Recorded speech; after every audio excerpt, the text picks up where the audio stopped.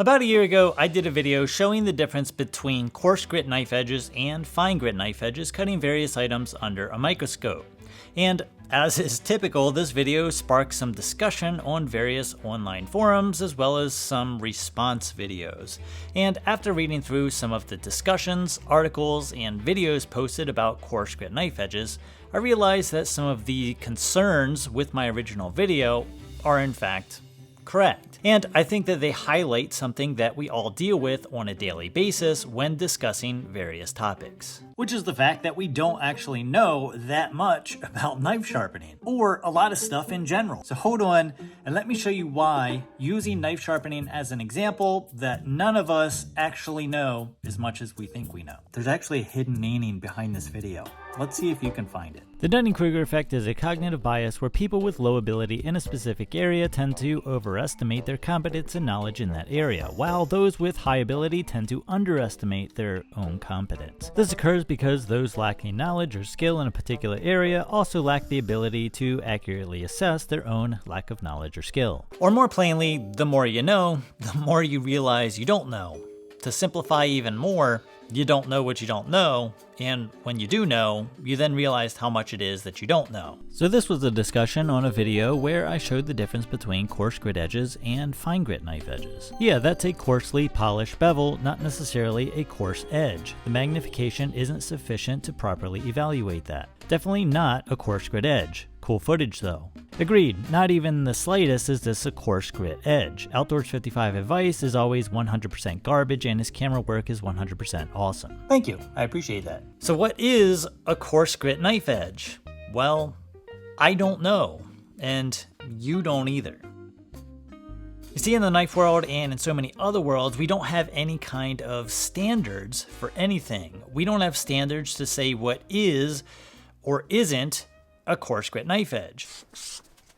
Now, you may be saying, well, what about grit ratings? Well, unfortunately, we don't really have grit rating standards either. And don't get me started on the different grit ratings. Those grit ratings can be all over the place with contamination, and there's no grit police handing out tickets to companies who are technically outside of the particular grit rating standard. So why not just use the actual micron particle size then, and categorize any particle larger than some arbitrary micron size as a coarse grit? Okay, let's change all grit ratings to their corresponding micron particle size. Let's say that every stone sold had exactly the same particle size standards. Well, we can then determine what is or isn't a coarse grit knife edge because the particle sizes would be uniform throughout the industry. Wrong. That's because even if every particle was the same size standard, the type of stone that the particle is bonded to and how it's bonded actually affects the particle scratch pattern and material removal rate, thus affecting its ultimate grit rating. So here's an example of this. We have a nanohone 50 micron resin bonded diamond stone compared to a 600 grit KME plated diamond stone. Now, at the same magnification, we can see the particle size on the 600 grit KME stone is much smaller than the 50 micron particles. However, when looking at the scratch pattern, we can see the nanohone 50 micron stone produces a much finer scratch pattern than the smaller particle KME 600. This is due to the fact that the 50 micron particles are only partially sticking out of the resin matrix in most places, where the 600 grit particles sitting on a plated diamond stone are sticking out much farther. So as you can see, we can't even define what a coarse grit knife edge is in the first place. This isn't even mentioning the fact that certain abrasives actually break down as you're using them. We aren't even scratching the surface on this topic, pun intended. So why don't we make the Outdoors 55 standard? But there's a problem. Now, we could simplify everything and say that a coarse grit is any scratch pattern where we can visibly see with our naked eye the individual scratches left by the stone. A medium grit is any grit that leaves a cloudy scratch pattern on the apex to your naked eye. And a fine grit is any grit that leaves a mirror finish. Great, that simplifies things. We have a standard. But what happens when we have scratches that we can visibly see with our naked eye, but is also reflective, like a mirror? You see, I don't even think that we can actually categorize what is a coarse grit edge and what isn't. So if you made it this far, today's video is sponsored by me. Yes, after 5 years, I have Strops again, backed by popular demand. The link's in the description, they're up on the site. I only have so many of them, and I'm not exactly sure when I'm going to be able to make them again. So for full disclosure, I did pay myself outdoors 220 quarters for that ad spot. So what do we know? Coarse grit edges are not burr edges. There is a misconception out there that coarse grit edges are actually burr edges. And I believe the reason for this misconception is that different steels at different hardness levels will produce different types of burrs. Now, generally speaking, the harder the steel, the easier it is to remove the burr, and the softer the steel, the harder it is to remove a burr. Now, the coarser the sharpening stone grit, the larger the burr is going to be. So if you happen to be sharpening a relatively soft steel, we'll say under 60 HRC, it can be very difficult to remove a coarse grit burr on softer steel. This means the vast majority of people who are attempting a coarse grit edge are actually leaving a giant burr along the apex, thinking it's a coarse grit apex, but in reality, it's a coarse grit burr along the edge. And the burr will actually cut a lot of stuff fairly well, but not as well, and it won't get as sharp as a true coarse grit burr-free apex. Now here is an example of this. This is a 600 grit edge stropped on a 1/4 micron strop, and you can see that there is still a giant burr along the apex. Now this burr is straightened, and it is actually a very sharp burr, but this is not actually what you want. This burr is not as strong or as sharp as a cleaner apex would be. Now I did some basic calculations here, and this burr is approximately 15 to 20 microns in height. So it's far beyond the limit of what your human eye can see. And for context, here's some 9 micron diamond particles on a properly deburred apex, and some 6 micron particles on the tip of a ballpoint pen.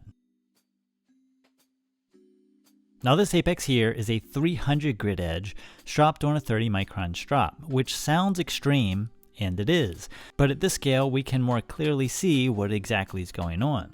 Now we still have a very coarse grit apex, but with no burr. This is because our much coarser grit strop and burr removal techniques help to remove any remaining burr. This leaves us with a very coarse grit apex that is much stronger as well as sharper overall. And yes, believe it or not, this is actually a hair whittling edge. So maybe it's not the best hair whittle, but it does do it. 30 micron coarse grit, actual coarse grit edge. Now if we go back and look at this 300 grit apex again, we can see we have all of these deep scratches left by our 300 grit plated diamond stone. But if we look close, we can also see these much finer scratches left by our 30 micron diamond strop. These smaller scratches are indeed actually refining in between the larger 300 grit scratches. So along the apex, we do have a combination of 300 grit scratches as well as some more refined scratches left by our 30 micron strop. Now you may be asking, why do 30 micron particles leave such small scratches? And the answer is due to how the particles actually sit onto the surface of the strop. If you look onto the strop's surface, the particles aren't sitting fully exposed right on top. They are partially embedded onto the surface of the strop. So when you strop, only a very small surface area of the particle actually comes into contact with the knife bevel. This is why the scratches left on the surface of the bevel don't directly correspond to the particle size. And the scratches left on the surface actually have more to do with how the abrasive particle is actually held in place and how much of the particle is actually exposed. This is why even when two sharpening stones may have the same particle size, they can leave two completely different scratch patterns and have two different material removal rates. Which brings us back to what we discussed earlier. Now there is some testing that has been done specifically with dual grit apexes, which have been shown to actually be burr edges under further testing. That seems to show some vast improvements in edge retention. However, it is yet to be shown whether or not we had a proper control during that testing, meaning an apex that was actually burr-free from the beginning. And we aren't simply comparing a large burr versus a small burr. In my testing, a burr-free apex outperforms a burr apex every time, specifically in broader cutting tasks, as I've demonstrated here before. I'll link that video below. Let's think about this visually for a second. If this tiny little 15 micron burr is capable of withstanding whatever cutting task you may be doing, then it would theoretically also be possible that a much thinner apex geometry could also be used, burr-free. So, unless we also test the much thinner behind the apex geometry as a control, I'm not sure that we can say for certain that even a burr apex is capable of providing superior edge retention cutting certain things. Now we can also get into a semantics battle over what is or isn't technically considered a burr, considering that burrs sometimes don't just break off and disappear. They will oftentimes just wear down as you're stropping or sharpening. So here we have a burr that has been straightened but not completely removed, and you can see here where the burr meets the point of formation by this dark line. And as we strop this all the way, you can see we have worn the burr down to a slightly convex apex using a 30 micron strop. The initial burr that was created here did not just break off, it was actually abraded, is that a word, away using a finer grit than that which created it. So at what point does it become an apex versus a burr? The lines can be a little bit muddy depending on where exactly you draw the line.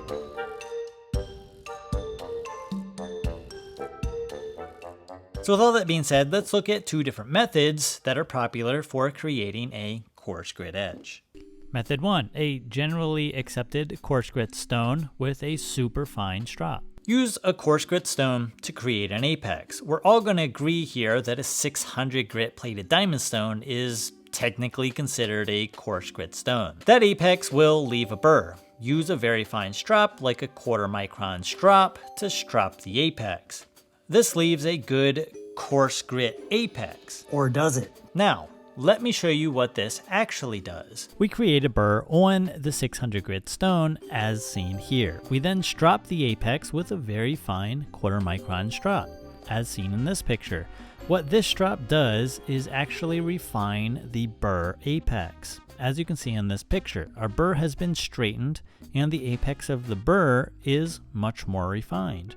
This leaves us with a refined burr apex. This is not a coarse grit edge. This is a burr edge. Now, I continued to strop this burr apex for 10 minutes non-stop on 1/4 micron strop. And all it did was continue to ever so slightly wear away at that burr apex. It did not remove the burr. This is simply due to the fact that 1/4 micron is too fine to do heavy burr removal. Now, here's a picture of 6 micron particles directly on the surface of a knife edge with a burr. And you can see just how tiny these particles are in comparison to the burr. Now, given these particles are on a soft surface like leather, and their effectiveness is diminished even more so by that soft surface, you can see why it can be very difficult for sub 1 micron particles to be effective in certain scenarios. Now, in my opinion, this is not really the best apex. What we really need to do is remove the burr by either working it in alternating directions so it breaks off, or abrade it down using an appropriate strop, or both, depending on the type of burr. We do this by using a coarser grit strop. 6 or 9 micron, or even coarser could be appropriate. This will give us enough abrasive power to actually wear down that weakened burr. And given the strop surface is not rigid, the abrasive particles will not completely ruin our coarser scratch pattern by refining in between the larger scratches, as shown here. Now here's the same picture we showed earlier with the 600 grit edge and hit for only a couple of passes on the 30 micron strop. And you can see that we still have a little bit of burr remaining on this apex. Now as we wear this burr away pretty quickly with the 30 micron strop, that'll leave us with a very nice coarse grit burr-free apex when we're done. So why are there so many reports of coarse grit knife edges that seem to be duller when using a coarser strop over a finer strop? Now the reason for this is because the finer strops will actually sharpen the burr, whereas the coarser strops will start to remove the burr. And sometimes, depending on the steel type, the hardness, etc., the burr won't easily be removed.